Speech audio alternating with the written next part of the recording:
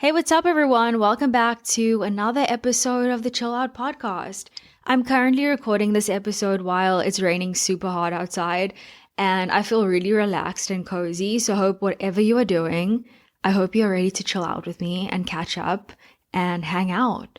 So, in this week's episode, I wanted to speak about something that we all have experienced sometime in our lives, whether you are currently experiencing heartbreak or if you have recently found the courage to get through it, or if you will go through it again in the future sometime. Hopefully not, but you never know. It's such a universal experience that just makes us feel less alone. And I feel like everywhere on my For You page right now on TikTok, there's people speaking about their heartbreak situation, what they went through, how they navigated through it. And you get these really funny sounds as well that you get to do on TikTok, which absolutely makes me laugh so hard because it's so relatable on so many levels. But it's a universal thing that a lot of people experience. A lot of people that I know of have experienced heartbreak. So it does make you feel less alone. You, of course, get those lucky people who meet their first love and never have to experience heartbreak or having to break up. And that's awesome. And they will probably marry their first love, and all of those people live happily ever after. I'm pretty sure my grandparents met at a very young age, fell in love, got married, had kids, and basically stayed together for their entire lives. And from what I could witness, they had such a good relationship, such a healthy, good functioning relationship that was really awesome to see. So you do get those lucky people. And I know many people wouldn't really envy something like that because they want to be able to explore other people. And obviously people have different perspectives when it comes to soulmates and finding your person and all of those types of things. But I don't know, I feel like that's kind of what I have always wanted. Just to find someone who can enjoy life with me and just be happy with that one person every day, choosing that person every day. Because obviously relationships aren't easy. Okay, let's be real. It's a lot of hard work. You obviously experience that beginning stages of the butterflies and all of the really sweet moments. And then as time goes by, you kind of have to constantly choose each other and want to actually work on the relationship. And that's all I've ever wanted. However, breakups I feel can be such a transformative thing in your life, even though they suck so much and it literally feels like you can't breathe. I'm not even joking. It's the worst type of feeling, but obviously in a positive way long term. It teaches you so many things about yourself, and it's such a great opportunity for growth as well. So this week I want to share some breakup advice because I feel I've had to deal with some assholes in life, and I feel each time heartbreak gets easier, even though in the moment it doesn't and it feels like it sucks. But I don't feel I'm qualified to give breakup advice, but I've been through it, so I feel I've learned a lot.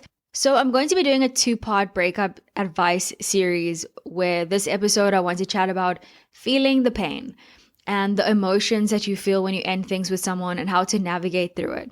And this advice, full disclaimer, is for safe, normal type relationships.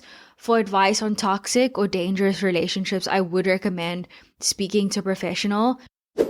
I feel just before a breakup, things just feel off, and it's usually a process that happens before things actually end. I feel for women, we sort of know for months, and it just feels like things aren't right. We've kind of tried to communicate what we need or how we feel, and there are no changes being made. We sort of get tired of words and no actions behind the promises.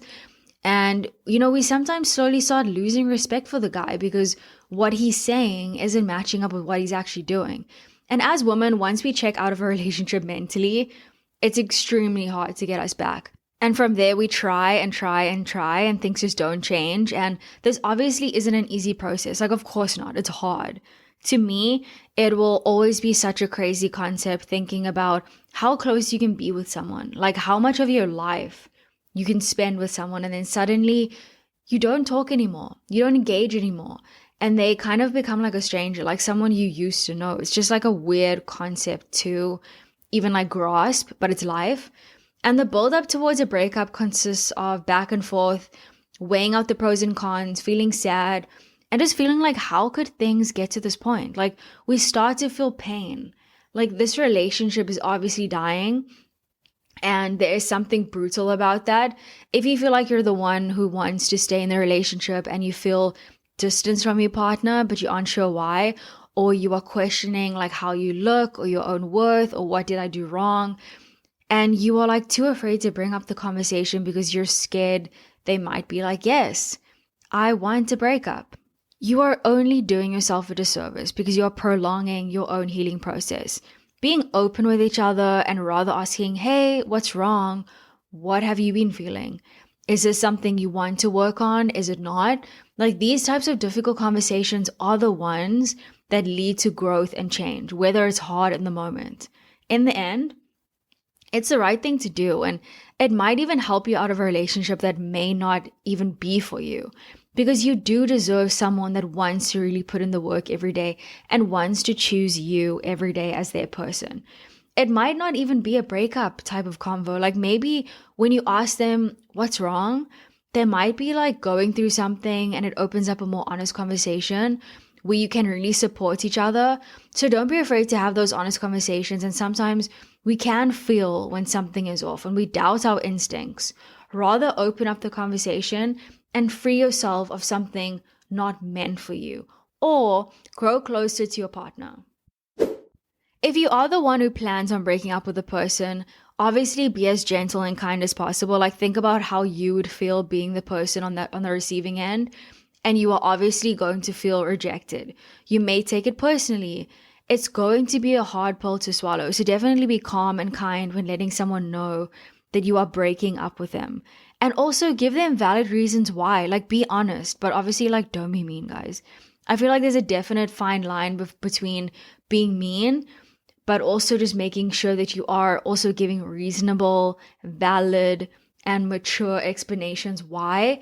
Like if you are the person being broken up with, it's obviously going to make you feel like you aren't in control and you just kind of want to retaliate and be mean and like list 500 things that's wrong with the person. And most times the hurt is equal on both parts. Like it may not feel like that in the moment, but we shouldn't always assume that the person who's breaking up with you is hurting less than you. It's not necessarily true. Like I feel like the worst thing you can do is hold back on your emotions in that moment and how you are actually feeling in the moment. Obviously, you get people who aren't decent people and you don't really feel comfortable being vulnerable in front of them. So it's easier to push how you feel away and like put on a brave face. However, if your partner is someone who you feel safe with, okay, you feel safe enough to express your emotions in an honest way, then do so. Don't say something mean that you will regret. Have the freedom to like cry, to be emotional, to just be vulnerable, because it only helps the healing process later on. Like if your body wants to cry, don't feel embarrassed showing that emotion to your ex-partner through like a heartbreaking, uncomfortable moment, because it shows that, you know, they meant something to you, and breakups aren't fun for anyone. So, you know, show each other how sad it is. And even though, you know, you didn't treat each other well and you weren't great to each other all the time, I feel like there's always still love there, and it's important for both people to share those emotions. I remember my first heartbreak with a guy who I didn't actually love, but it was still very hard for me. But at the same time, you realize how immature and emotionally unaware a guy is, and it makes sense why he treated me a certain way. But I remember now how my best friend really supported me throughout that, and one of my best guy friends as well. Like when I look back to that time in my life, I couldn't have survived it without them. Like my best friend made me like such good food, all of the sweet treats, like she just kept feeding me. We watched movies all night. We like stayed up for hours talking and like watching TV. She was there to just like listen to how I was feeling and like just talk me through things. She took me out with some friends to like town, and we just had like a lot of laughs and fun. And she was really there for me through such a difficult time. So I feel like feeling the pain is something you need to do. And something I did was, you know, for a while I felt very numb. Like I couldn't cry. I was like still processing everything. And eventually when you allow yourself to feel and cry and just feel better, and I feel like don't add so much pressure on yourself to feel a certain way, like lay in your bed and watch some reality TV if that helps.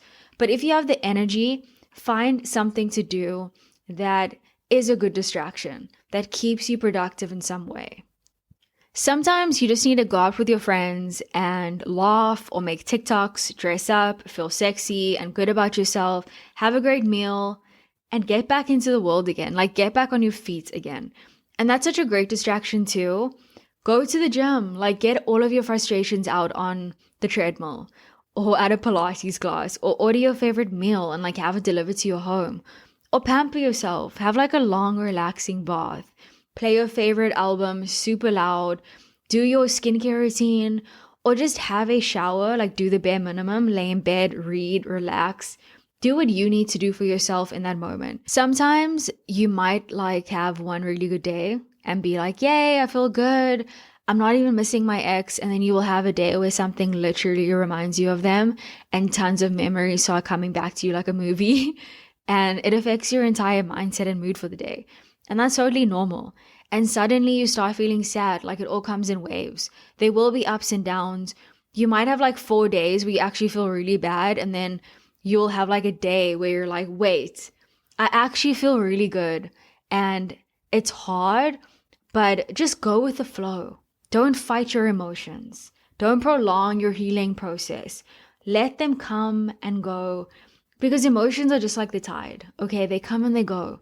So by being honest with yourself, you're able to deal with the hard stuff now instead of later on. And it does get easier. Okay, you might not believe it in the moment, but it gets easier.